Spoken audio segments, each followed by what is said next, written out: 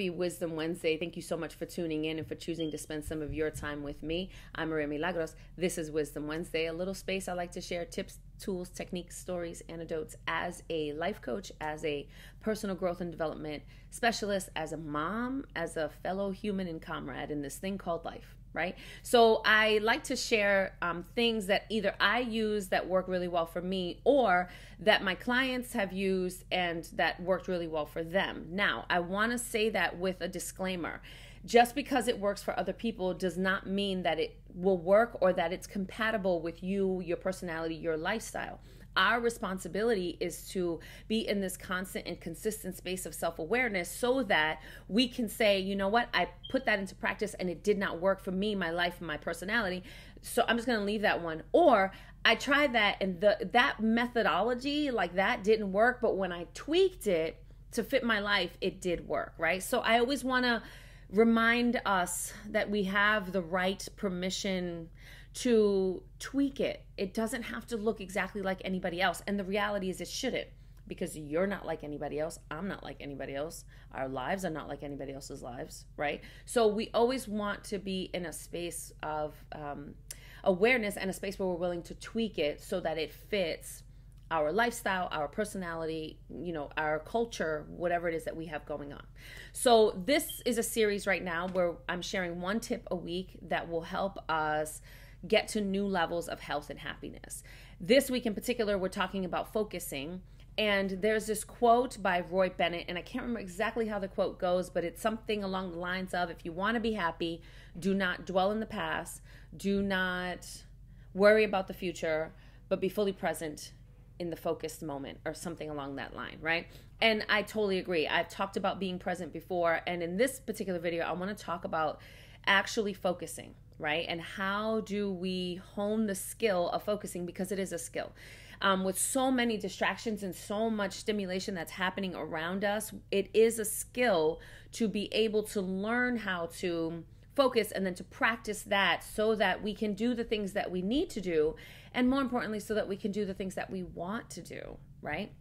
So here are the 5 pieces, like the 5 steps that I teach my clients and that I use myself when it comes to focusing. The first thing that I want to say before we get into the 5 steps is I always start by taking a nice long deep breath and just kind of checking in with where I'm at. And I'm not just talking about like my geographical location, even though that might be important. I'm usually talking about where am I mentally, emotionally, physically, right? Am I really in the right place to focus on whatever this is, fill in the blank, right? Because if this is working out and my body is like, we tired, then the focus needs to be on sleeping. I need to be focused on resting, right? So we want to always make sure that we're taking the opportunity to, again, check in and to know where we're at and decide whether or not we are right in the right place, mentally, emotionally, physically, spiritually, and otherwise, to take on whatever that task is. Because a lot of times if we try to force it, we get so frustrated because we're like running into a wall, and it's not the thing.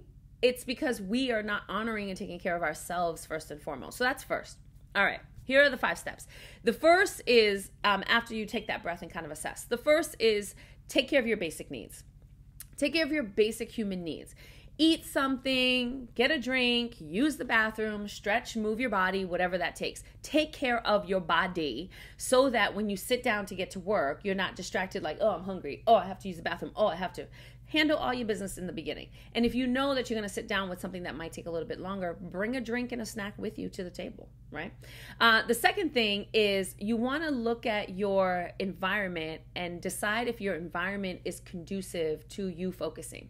And that could be like the actual space around you. If it's super cluttered, if there's a mess everywhere, you might not be able to focus in that space. Now, if you don't have the time to clean it, you could just remove yourself from that space and go to a different space, right? You could turn away. I had a student, and where he would do his homework, he didn't like doing his homework in his room because he had his PC games and he had all this other stuff, and he said he felt like he wanted to just go to the game. He couldn't focus. So he would do his homework in this like living room, kitchen kind of space that he had in his house.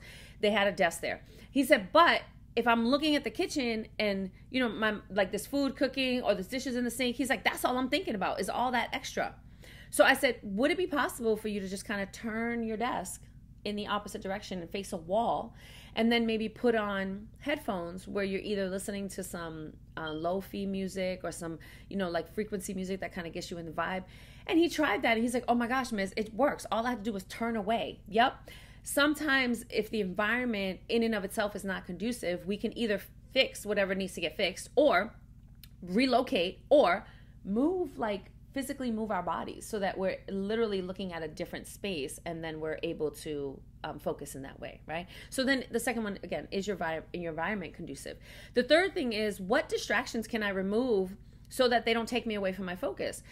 For a lot of people, it's their phone. I always recommend shutting your ringers off and then moving your phone. If you don't trust yourself to have your phone next to you, and you're not going to be checking it constantly, move it. Put it in another location. If there's other people in your house, you might want to also ask other people to help you and say, hey, I'm going to sit and focus and get this done for like 30 minutes. Can you hold my phone so that I don't come looking for it, right? And it's a great way for us to train ourselves away from this habit of always having our phone, which is a huge distraction, which generally stops us from focusing and getting things done that, again, we need or want to do, right? So what distractions around you can you eliminate or reduce so that they're less likely to stop you from being in that space of focus? All right.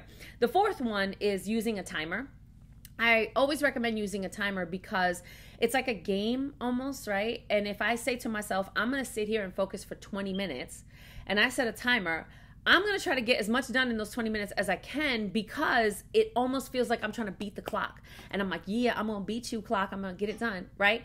That might not be what's best for you, but I recommend playing with time and playing with it because it helps us, again, stay focused. If I know I only have 20 minutes, I'm going to try to do my best and get as much done as possible in those 20 minutes. Now, the 20-minute timer might go off, and I might be in the flow and be like, yeah, I'm going to keep going. Or the 20-minute timer might go off, and I might be like, whoa, thank goodness I have to use the bathroom. It's a great way to either check in with continuing or check in with it's time to stop, take a break, or like finish this tomorrow, right? So using a timer could be a really handy way for us to stay in that space of focus, because we know that there's a limit, right? It's not, I'm going to be here for 4 hours, man, because then we look for reasons.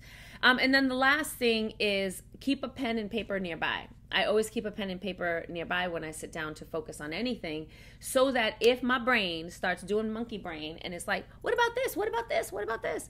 I'm like, yeah, all right, I'm going to write that down and keep that on a list, and then I'll get back to that.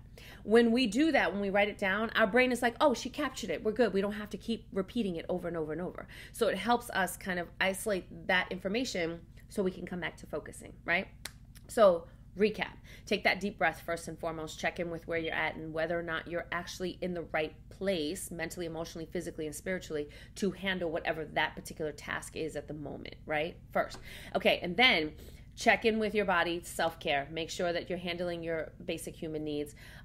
Look at your environment and make it conducive to you actually being able to focus. Remove any distractions or reduce them as much as possible. Use a timer.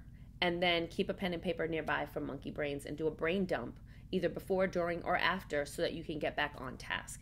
Let me know what you think about these tips if you end up implementing them, because when I tell you 100% of the students I work with and the clients, when they implement this, it works. And they're like, I get so much done. I feel so productive. And then you're fully present. And it also works whether you're doing tasks for work, whether you're paying your services rendered, that's what I call my bills, or whether you're spending time with people that you love and care about, right? Just being fully present in whatever you're doing helps us elevate those levels of health and happiness in our lives, because then we're less frustrated that we didn't get it done or that we woulda, coulda, shoulda, right? And we're getting it done. So we feel more fulfilled and satisfied. And then finally, not one of the steps, but I always recommend celebrate yourself for everything that you do. The little things and the big things. When we're in a space of celebration, we're constantly reminding ourselves what we have done and what we are capable of. And because we're celebrating, we're like, I'm getting things done, rather than just kind of robotically plowing through the day. You get to the end of the day, you go to bed, and you feel like you haven't done anything, when chances are you've done thousands of things, but you didn't pause to give yourself the credit for doing all the things. So just like hey, I did that thing, whatever it takes, right? That's all I have for you. I hope this was beneficial. If you know someone who can benefit from it, please share it. If you haven't already, subscribe to my channel.